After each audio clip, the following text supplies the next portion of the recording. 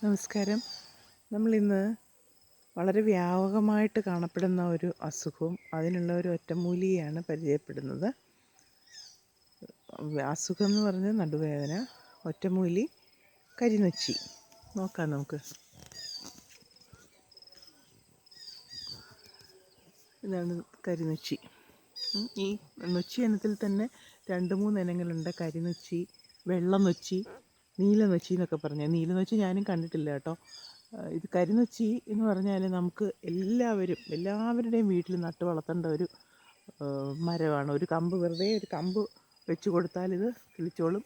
ഇത് കരിനൊച്ചി എന്ന് പറയാൻ കാരണം എന്താണ്ട് ഇതിൻ്റെ ഇല കണ്ടില്ലേ, ഇതിലൊരു വയലറ്റ് ഷെയ്ഡ് വരും, കണ്ടില്ലേ?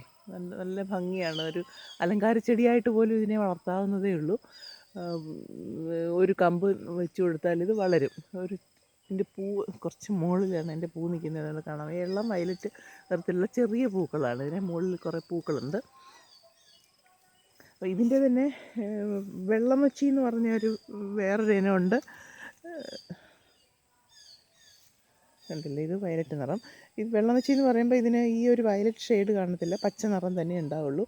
പിന്നെ നീലനൊച്ചി എന്ന് പറഞ്ഞ ഒരു മറ്റെനം കൂടി ഉണ്ടെന്ന് എന്നോട് മരുന്നമ്മയില്ലേ, കാട്ടിലെ പത്മശ്രീ ലക്ഷ്മിക്കുട്ടിയമ്മ, അമ്മ എന്നോട് ഒരിക്കൽ പറഞ്ഞു, നീ ഇടുക്കിയിൽ, അതുകൊണ്ട് നീ ഇടുക്കി പോവുകയാണെങ്കിൽ ഒരു നീലനൊച്ചിയുടെ കമ്പ് കൊണ്ടുവരണം എന്നൊക്കെ പറഞ്ഞു. പക്ഷെ ഞാനും കണ്ടിട്ടില്ല അത്.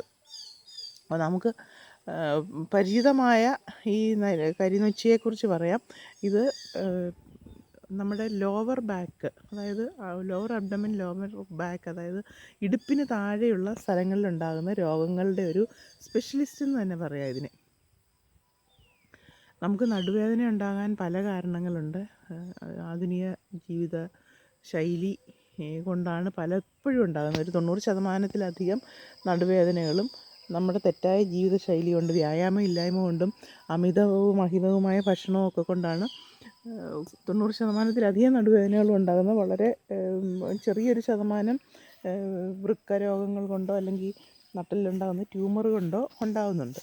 അപ്പം ഈ നിസ്സാരമായ കാരണങ്ങൾ കൊണ്ട് നമ്മൾ വരുത്തി വെക്കുന്ന ഈ നടുവേദന വളരെ ലളിതമായ മാർഗ്ഗങ്ങളിലൂടെ നമുക്ക് പരിഹരിക്കാവുന്നതേ ഉള്ളൂ. അത് പലരും ഇത് സർജറിയിലൊക്കെ പോയി ഒരുപാട് കോംപ്ലിക്കേഷൻസിലോട്ടൊക്കെ പോകുന്നതായിട്ട് കാണുകയും കേൾക്കുകയും ചെയ്തിട്ടുണ്ട്. പിന്നെ നടുവേദന എന്ന് പറയുന്നത് അനുഭവിക്കുന്നവർക്ക് ഇത്തിരി ബുദ്ധിമുട്ട് തന്നെയാണ്. നമുക്ക് ഇരിക്കാനും നടക്കാനും മൂവ് ചെയ്യാനും ഒന്നും പറ്റാത്ത ഒരു അസുഖമാണ് ഇത്. കരിനൊച്ചി നമുക്ക് നടുവേദനയ്ക്ക് നമുക്ക് ഈ കരിനൊച്ചി എടുത്തിട്ട് അരിയും ശർക്കരയും ചേർത്ത് കുറുക്ക് പോലെ ആക്കി കഴിക്കാം. പിന്നെ നടുവേദനയോടൊപ്പം തന്നെ, നടുവേദന ഉണ്ടാകാൻ മറ്റൊരു കാരണം ഉണ്ടാകാം. നമ്മുടെ വിസർജനം അല്ലെങ്കിൽ ദഹന വ്യൂഹം ശരിക്കും പ്രവർത്തിക്കുന്നില്ല എങ്കിൽ ഈ മലം കെട്ടിക്കിടന്ന് പഴകിയിട്ടുള്ള ഒരു നടുവേദന ഉണ്ടാകാം. അതിന് കഴിക്കേണ്ടത്, നമ്മൾ ഒരാഴ്ച, അങ്ങനെയുള്ളൊരു പ്രശ്നമുള്ളവർ, ഈ നടുവേദന പ്രശ്നമുള്ളവരൊക്കെ എല്ലാം തന്നെ ചെയ്യാവുന്നതാണ്. ആഴ്ചയിലൊരിക്കൽ രാത്രിയിൽ, അതായത് സന്ധ്യയ്ക്ക് ശേഷം വേറെ ആഹാരമൊന്നും കഴിക്കരുത്. രാത്രിയിൽ ഒരു ഈ കരിനൊച്ചിയെ നീരെടുത്തിട്ട് ഒരു 30 ml 30 ml, മുതിർന്ന ഒരാൾക്ക്, ചെറിയ കുട്ടികൾക്കാണെങ്കിൽ അതിൻ്റെ പകുതി മതി, 30 ml കരിനൊച്ചി നീര് 30 ml ആവണക്കെണ്ണയും ചേർത്തിട്ട് രാത്രി കുടിക്കുക. അപ്പം വയറ് ശുദ്ധമാകും. രാവിലെ ആകുമ്പോഴത്തേക്ക് വയറൊക്കെ ഇളകിപ്പോയി വയറ് ശുദ്ധമാവുകയും പിന്നീട് അതിന് ശേഷം അടുത്ത ദിവസങ്ങളിൽ ഒരാഴ്ചത്തേക്ക് ഈ കരിനൊച്ചി കൊണ്ടുള്ള കുറുക്ക് ഉണ്ടാക്കിയിട്ട് കഴിക്കാം. പിന്നെ ഇത് അബ്ഡമൻ്റെ പ്രശ്നങ്ങൾക്കും, പിന്നെ ഇനി സ്ത്രീരോഗങ്ങൾക്ക്, യൂട്രസ് സംബന്ധമായ അസുഖങ്ങൾ, അങ്ങനെയുള്ള നടുവേദന, ആർത്തവ പ്രശ്നങ്ങൾ, ഇതിനൊക്കെയും ഈ കുറുക്ക് ഉപയോഗിക്കാവുന്നതാണ്. ഇത് കൂടാതെ തന്നെ നമ്മുടെ പനി വരുമ്പോൾ പലപ്പോഴും പനിക്കാപ്പിയിൽ തുളസിക്കും കുരുമുളകിനും ഒപ്പം ചേർക്കാവുന്ന ഒരു നല്ല ഔഷധമാണ് കരിനൊച്ചി. നമ്മൾ സ്ഥിരം ചേർക്കാറുണ്ട്. കാരണം അത് ലോവർ ബാക്ക് മാത്രമല്ല, നമ്മുടെ ചുമ ശമിപ്പിക്കാനും ശ്വാസകോശത്തിനെ ക്ലീൻ ചെയ്യാനും ഇത് പ്രയോജനപ്പെടുന്നുണ്ട്.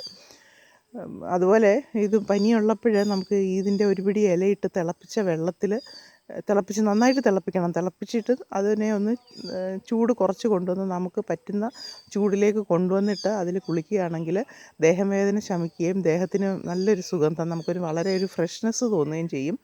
പനിക്ക് ആശ്വാസം ഉണ്ടാകും. അങ്ങനെ ഒരു ലോവർ ബാക്ക് ഡിസീസുകളുടെ ഒരു സ്പെഷ്യലിസ്റ്റ് എന്ന് പറയാമെങ്കിലും അബ്ഡമിനൽ പ്രോബ്ലങ്ങൾക്കും അതുപോലെ പനി, ശ്വാസകോശ സംബന്ധമായ രോഗങ്ങൾക്കും, മസിൽ പെയിനും ഇത് കുറുക്കായിട്ട് കഴിക്കാം, കാപ്പിയായിട്ട് കഴിക്കാം. ഇതിൻ്റെ നീരെടുത്ത് ഇത് വളരെ ക്ഷാരഗുണമുള്ളതുകൊണ്ട് വളരെ ബുദ്ധിമുട്ടാണ് ഇത് കഴിക്കാൻ. നീരെടുത്തിട്ട് രാവിലെ കടുത്ത നടുവേദനയുള്ളവർ രാവിലെ വെറും വയറ്റിൽ ഇത് ഒരു പിടി 30 ml നീരെടുത്തിട്ട്, അല്ലെങ്കിൽ ഈ നീരെടുക്കാൻ നേരം തന്നെ അതിനോടൊപ്പം തന്നെ തേങ്ങയും കൂടെ ചേർത്ത് അടിച്ച് നീരെടുത്താൽ നന്നായിരിക്കും. കാരണം അതിൻ്റെ ആ ബുദ്ധിമുട്ടൊന്ന് കുറയും, ക്ഷാരഗുണത്തിൻ്റെ ബുദ്ധിമുട്ടൊന്ന് കുറയും. അങ്ങനെ കഴിക്കുന്നത് നല്ലതായിരിക്കും. അപ്പോൾ അങ്ങനെ ഏതെങ്കിലുമൊക്കെ വിധത്തിൽ ഈ കരിയച്ചിയെ നമുക്ക് പ്രയോജനപ്പെടുത്താവുന്നതാണ്. എല്ലാവരും ഇത് പ്രയോജനപ്പെടുത്തുമെന്ന് വിചാരിക്കുന്നു.